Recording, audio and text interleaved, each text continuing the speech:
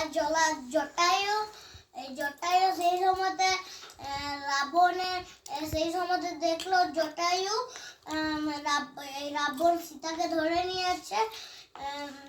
ও বাধা দিতে গেল সেই সিং দিয়ে এই তরোয়াল দিয়ে ডানাগুলো কেটে দিল। এই ডানাগুলো দিয়ে তো উড়ে দিয়ে পরে ডানাগুলো দিয়ে পরে ধাপ করে পড়ে গেল। ছটপট করতে করতে রাম লক্ষ্মণ সেই সময় এলো, একটু মাথা ধরে বলল, এমনি করে বলল যে রাবণ সীতাকে ধরে নিয়ে যাচ্ছে আর আমি যুদ্ধ করার সাথে সাথে তরোয়াল নিয়ে আমার ডানা কেটে দিয়েছে। আমি উঠতে না পেরে মাটিতে পড়ে গেছি। আর তারপর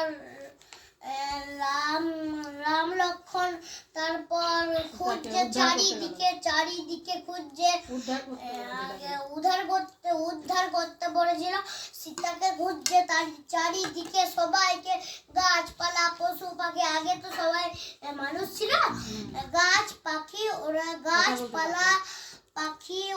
ওরা সবাই কথা বলতে পারতো, গাছপালা ওদেরকে গাছপালা পশু পাখি গাছপালা পশু পাখি ও সবাইকে জিজ্ঞেস করছে তোমরা সীতাকে দেখেছো? না, আমরা তো সীতাকে দেখেননি। তারপর তারপর হনুমান